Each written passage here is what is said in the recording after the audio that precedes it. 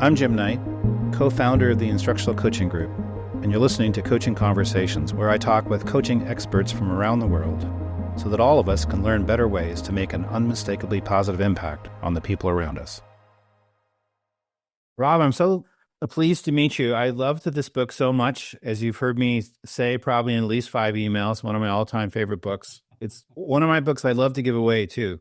It's because to me, it's about like a richer, fuller life.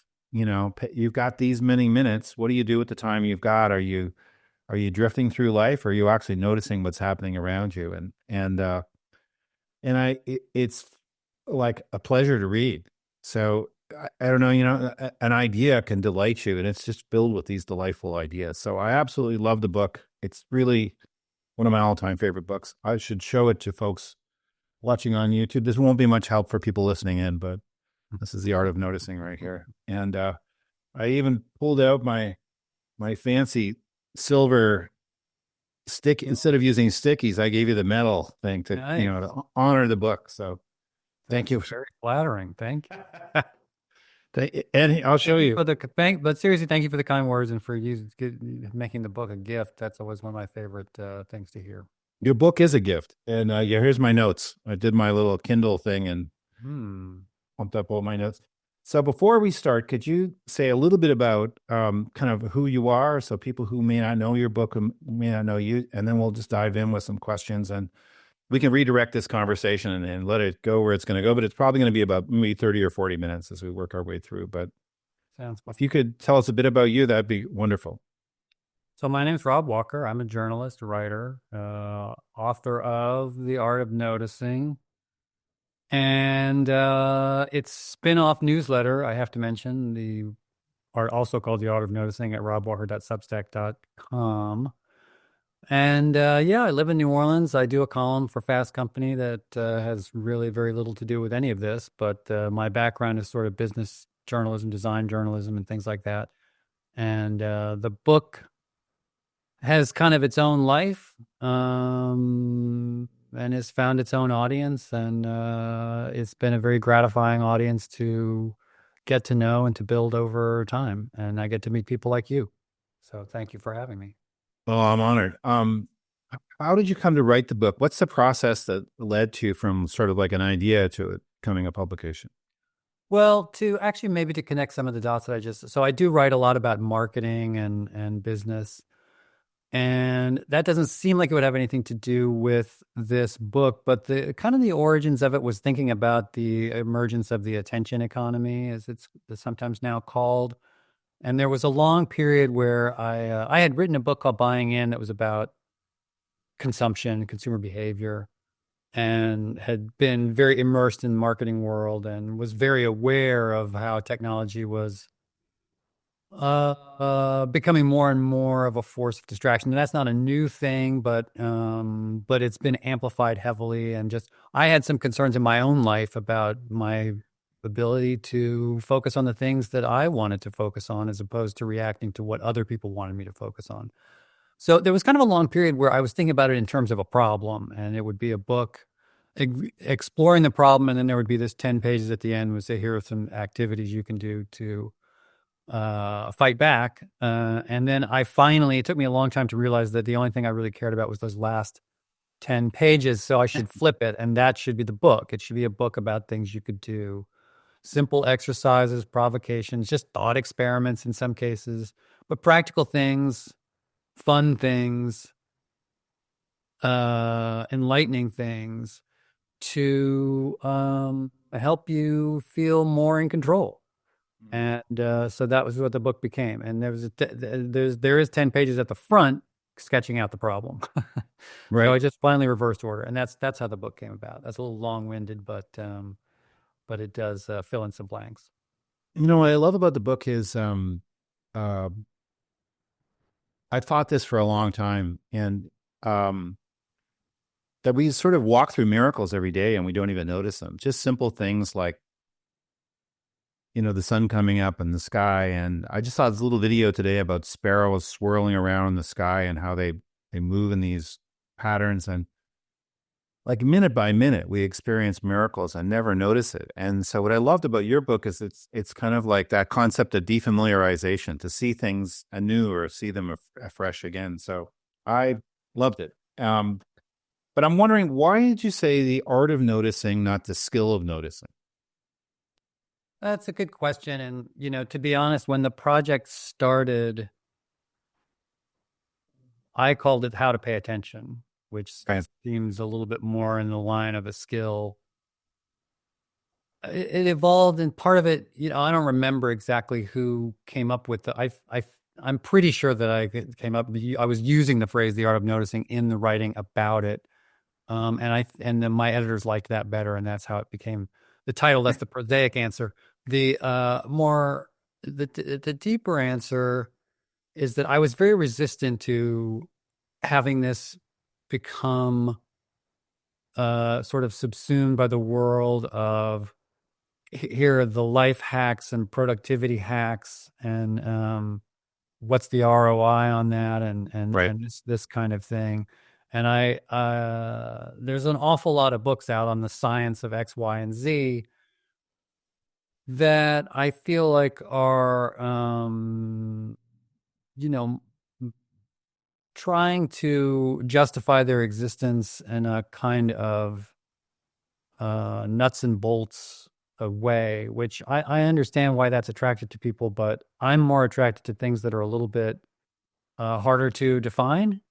And to me, that means they're more accessible. And I think that you can find it's like the art of conversation. Well, what does that mean? And you get to sort of participate in what that means. And I was attracted to that. I was attracted to something that felt like it was participatory for the reader and not instructional for the reader. Does that make sense? Yeah. I mean, if you wrote The Seven Habits of Highly Attentive People, you might get stuck in trying to follow all the rules and you'd miss out on the spontaneity of actually experiencing the moment. It's kind of what I was thinking. Yeah, I think that that's part of it. And I just think that there's you know, to set it up as something that like if you follow these steps, you'll have this exact outcome is just not where I was coming from. Right. And I think is more often dishonest than not. That the reality is that these things are all an art, and that there are more that the habits of highly effective people might actually vary. It's Right. possible. What are the benefits of noticing more attentively what's happening around you? What's the benefits of the art of noticing? So I sort of break it down into three things. That one is you can talk about creativity. I say that on the newsletter, I say that it's about creativity, work, and staying human.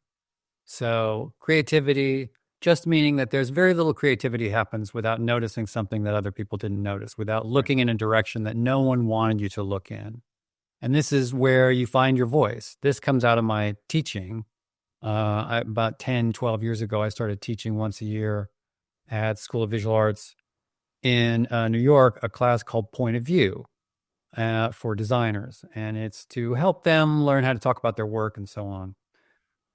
But it's also to help them get comfortable with the idea that they have a point of view and they need to develop a point of view so that you don't spend the rest of your creative life reacting. You're responding to things that you're seeing, and that in particular, and this sort of ties everything together, I was concerned that there was a sort of worry among students about making sure that they were paying attention to what everyone else was paying attention to. And even worse than that, if there was something that they noticed that no one else was talking about, well, maybe that meant it wasn't important. Well, no, that's the most important thing, because that's what makes you different. That's what sets you apart. And that's where all creativity comes from. The same basically applies for work. I sort of add on the kind of, this is where innovation comes from as well. Mm-hmm. Noticing a problem that other people aren't paying enough attention to and turning that into an opportunity. And then the third, what you're getting at, staying human. I just think it's a better way to live.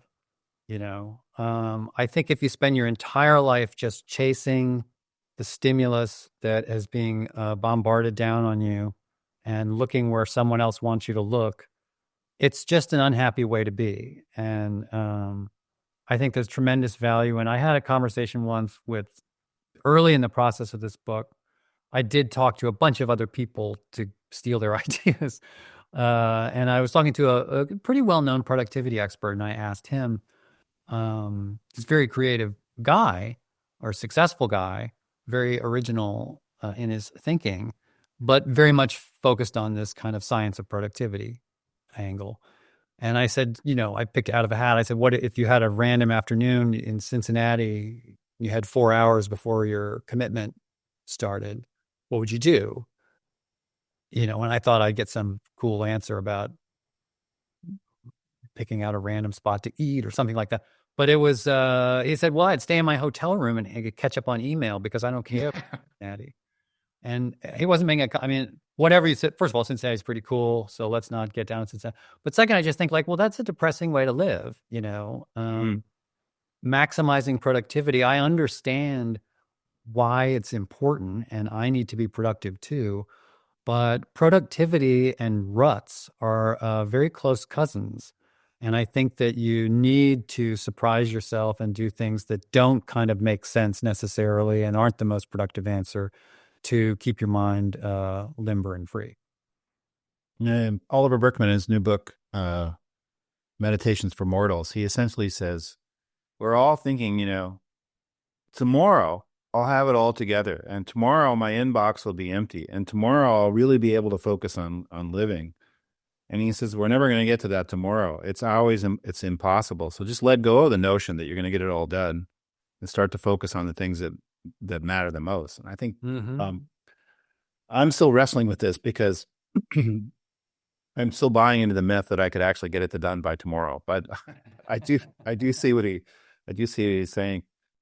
Well, maybe this is the way to approach it. I'm wondering how it is that some people are able to see what other people aren't able to see. And I there's the business of walking through the day and what do you see in front of you? And then there's that idea of innovators who are able to say, 10 years ago, I think artificial intelligence is going to be a big deal and not be catching on today, So they're kind of two different things. And so my question would be this. How much of this is learnable? You quote Saul Bellow saying we should be first-class noticers. Can we learn to be first-class noticers? And I wonder if they're two different things. This is like two questions at once, but there's the noticing of the day-to-day, walking through the world, noticing the people, noticing the things we encounter. And then there's the capacity to almost predict the future by noticing what's happening. And they're probably two different things, but is there anything we can do to improve in either of those areas and become a first-class noticer?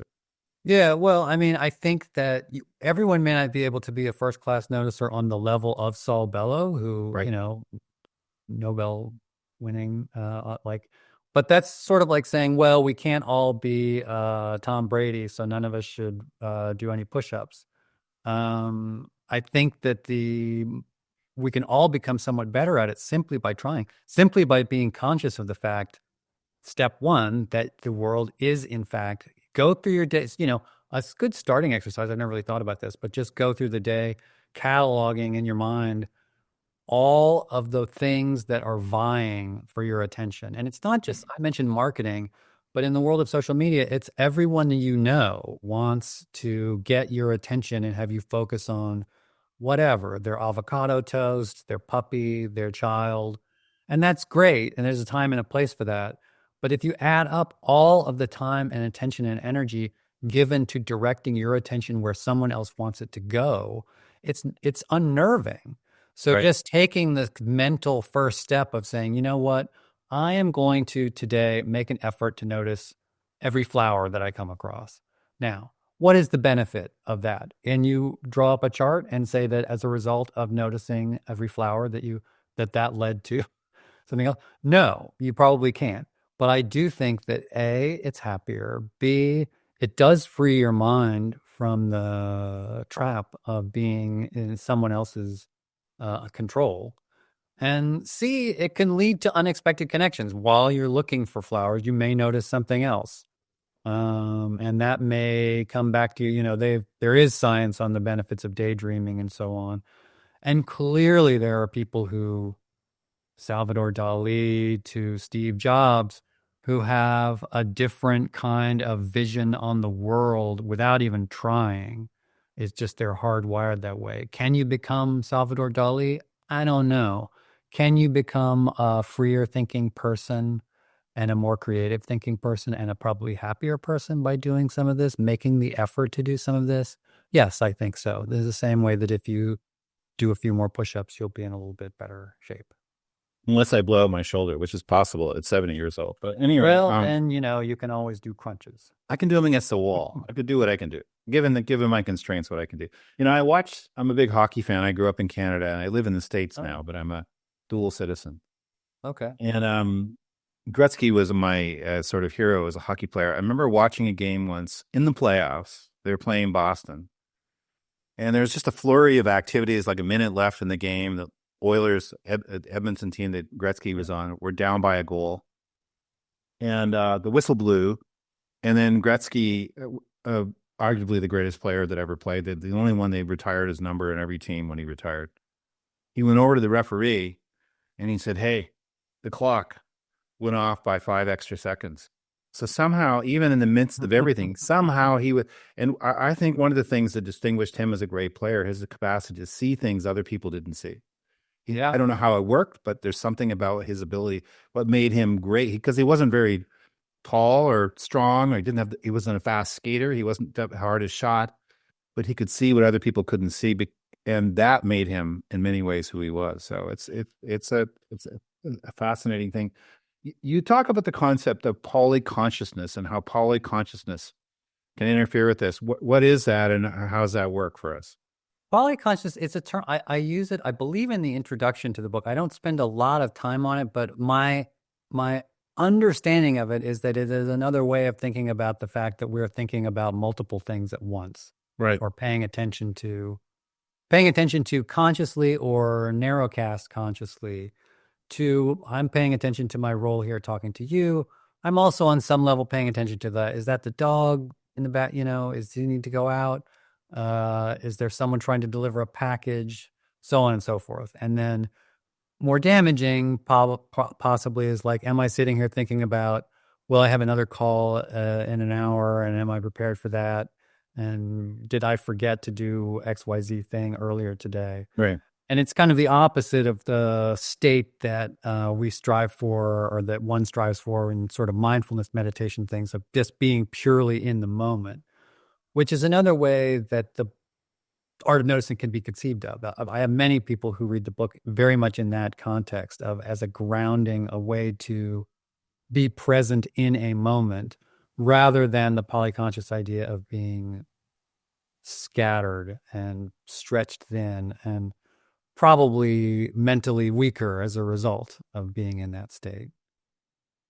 Yeah, it's technology too, which is Oh, at least sure. distracting. I mean, you've got your phone in your pocket and it buzzes, and pretty soon you're watching cats playing Mozart on your phone. It's just, and then meanwhile, there's a person across the table for you, or you'll see.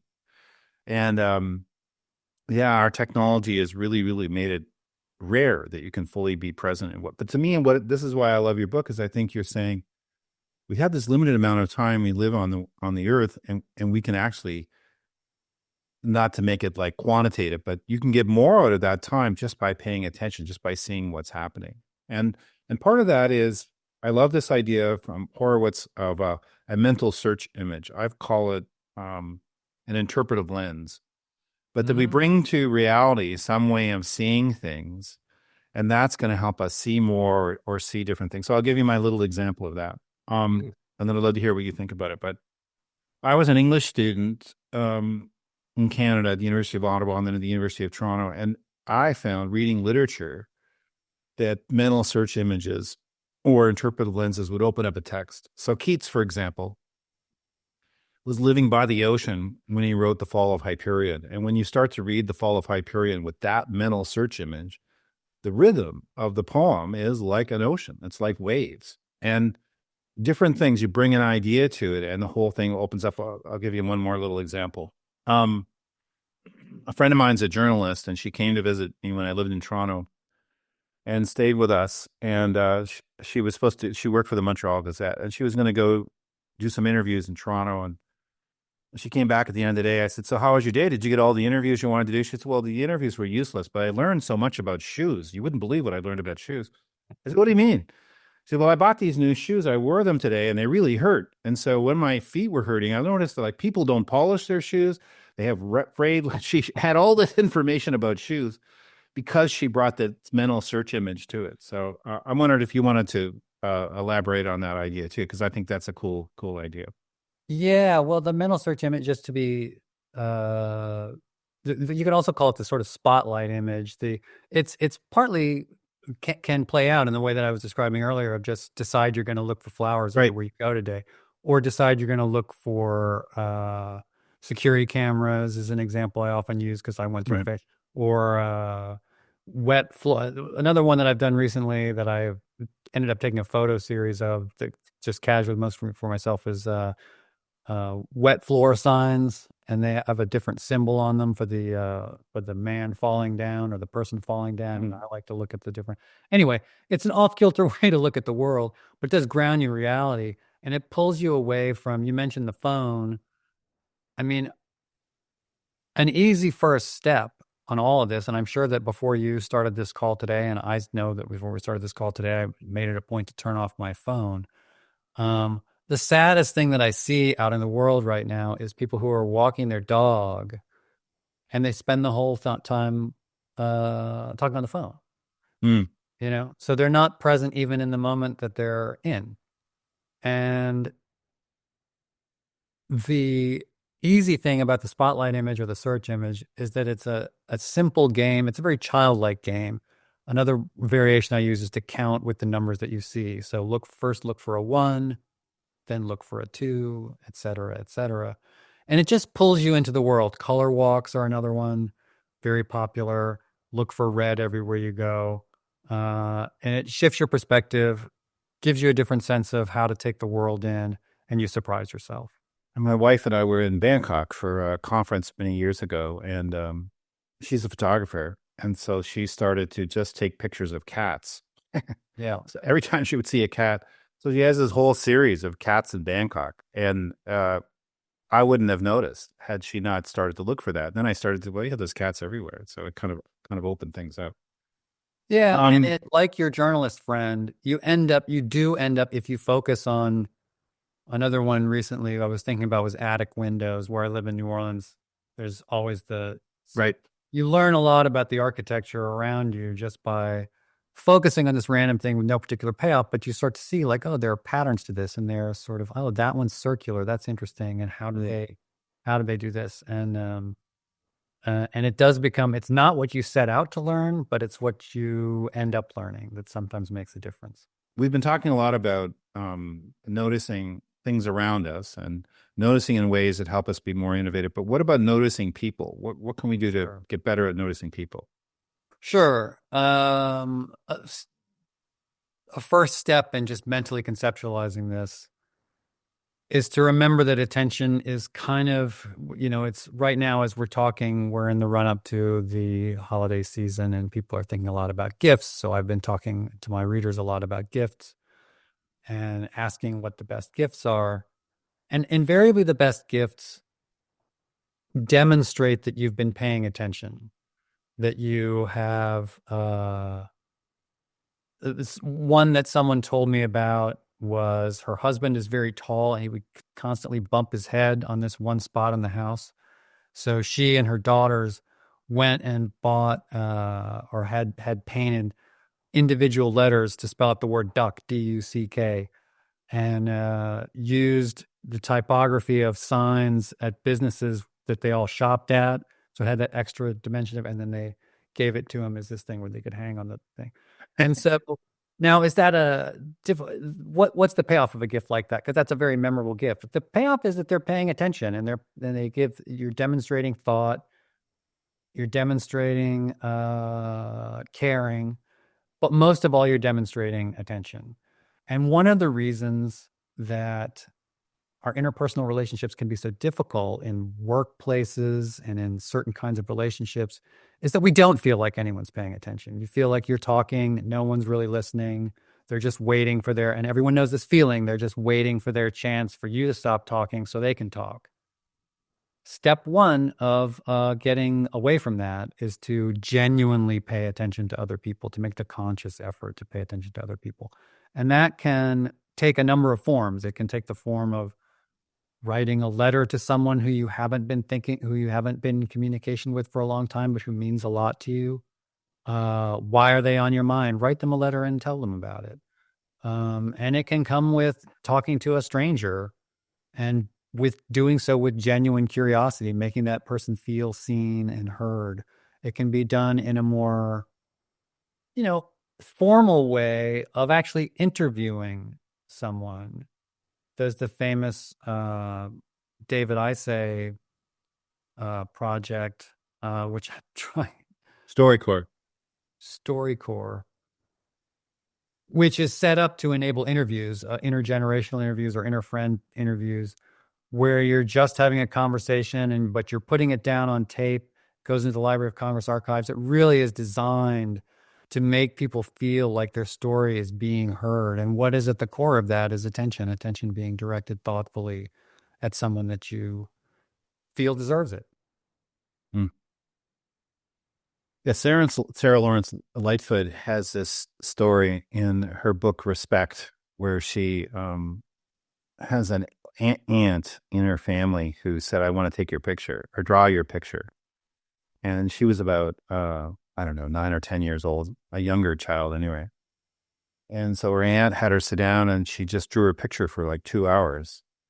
And then she showed her the picture, and Sarah Lawrence Lightfoot looked at her and she said, "Now I know I'm somebody."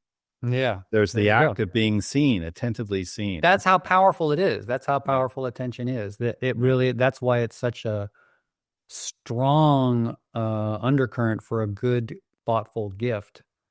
Because a gift that just says, I paid attention to what was trending on TikTok doesn't really land the way a gift that says, I was paying attention to you lands. Right, right, right. Yes, that's wonderful. One of my favorite quotes in the book is the one from Dan Ariely. He said, "It's not just about observing what a person does. It's trying to understand the reasons behind what they do."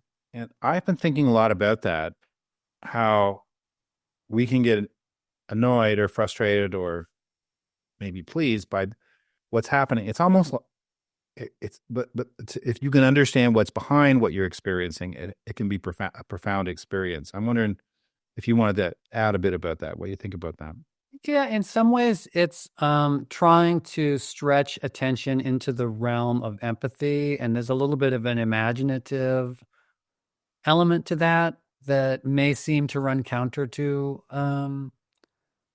attention, but I don't think it does. I think that what Dan Ariely is getting at is that people have motivations. And why is that couple leaning in so close to talk to each other? Well, maybe it's because it's sort of loud and dark in here, but maybe it's because they're sort of flirting. Maybe it's because this space was designed for them to flirt, and that's why they chose it. That there's always more going on than we think there is going on. And ironically, perhaps, I was thinking about this just now. I had to run an errand this morning, and I'm in the car, and I came down the street, and someone's truck was sort of pulled out about a quarter of the way into the street, and like he was just like, "Buddy, what's wrong with you?" And how often do you have that feeling when you're driving of like someone's doing something, and you're like, "What is wrong with you? What are you doing? What are you thinking?"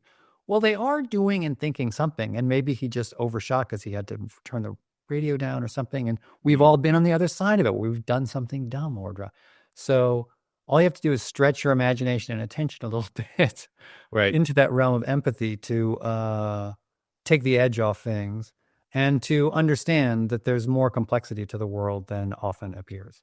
I think that that's what's big part of what Daniel's getting at. Yeah, I know if I'm a pedestrian, I have opinions about drivers. And when I'm a driver, I have opinions about pedestrians. So it's kind of like whatever situation you're in is shaping. I think if you can use that idea as a way of approaching things, there's a really good chance you'll mitigate a lot of conflict. Because you can say, this thing I'm looking at isn't really the issue. The issue is something deeper. Yeah. And if I can at least approach it with a kind of openness to, there might be something more going on than the very behavior I'm dealing with, it could be helpful. It could be trauma. I think that's what it is.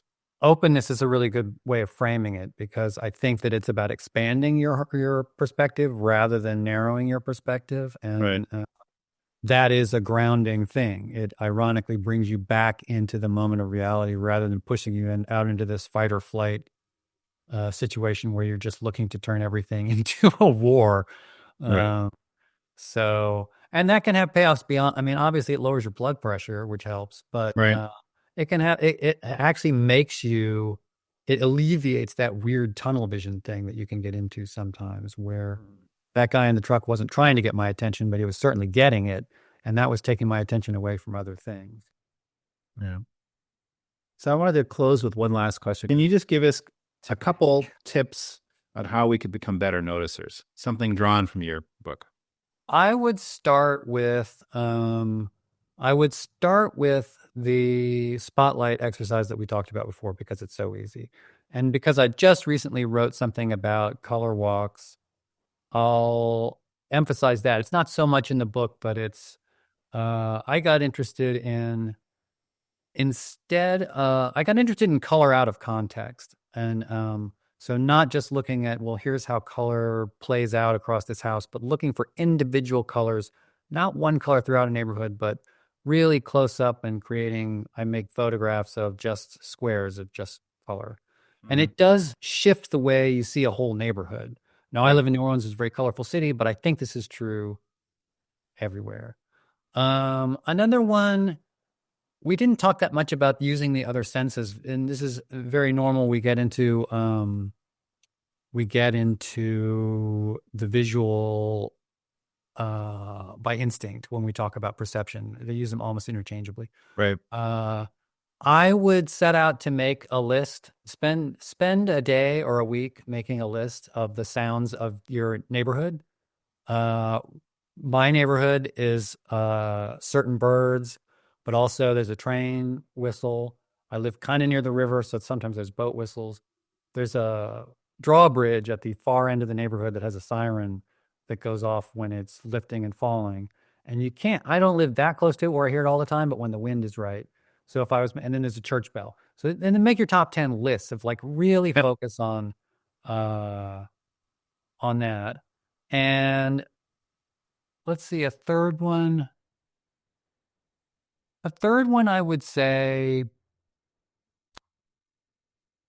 take a route that's short enough that you could walk, but that you normally drive, and walk it and see how that shifts what you see in terms of detail. It's good for you too. And if you can pair it with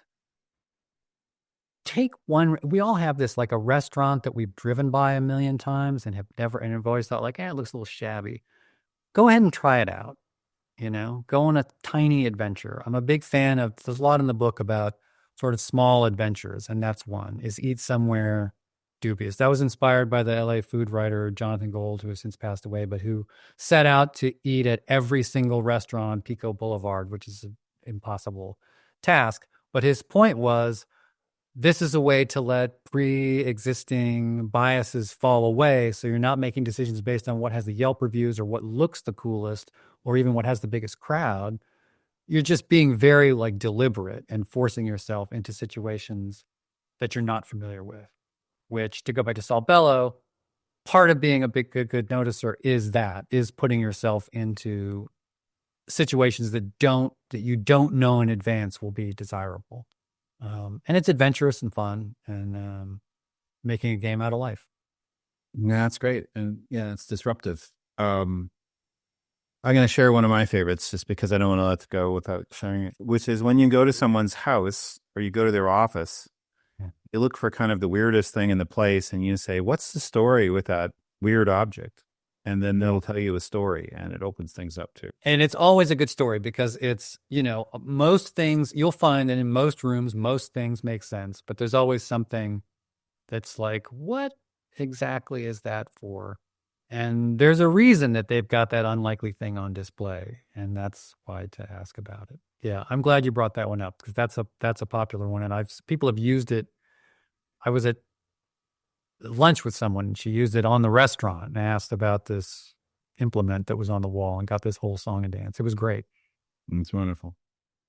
Well, Rob, I'm very, very grateful for this conversation. I love your book. Your your book is a gift, and it's also worth rereading all the time and going back through it. There aren't that many books that I mean, I read a lot, probably maybe 30 books a year, probably one every 2 weeks, something like that. And this one blew my mind. I thought it was so useful. And it's in our work as coaches, noticing is a big part of what we do to be able to read what's happening and read ourselves. So there's that sort of practical use. But for me, it's more about just experiencing a deeper level of experience. So I'm super grateful You for know, as a coach, that there's so much of that act of giving someone advice is listening to them and really listening. And if you're not listening and not paying attention, they're going to pick up on it immediately. Right. And but if you do it, it really surprises people and delights people. I think it's a huge way of communicating respect is to let the person know. As a friend of mine says, this time is for you, Exactly. and letting them know you're hearing it. But thank you so much. I love the book. Well, thank you so much for the kind words and for having me on. I had a good time, and I hope our paths cross again soon. That would be great. And then if people want to follow you on the art of noticing, maybe just mention again how they find you, the Substack they go to. Yeah, the best way is to go to robwalker.substack.com, and that's where the newsletter is, and you can click through and find me there, and there's all the links to all the things. Thank you kindly. Thank you so much.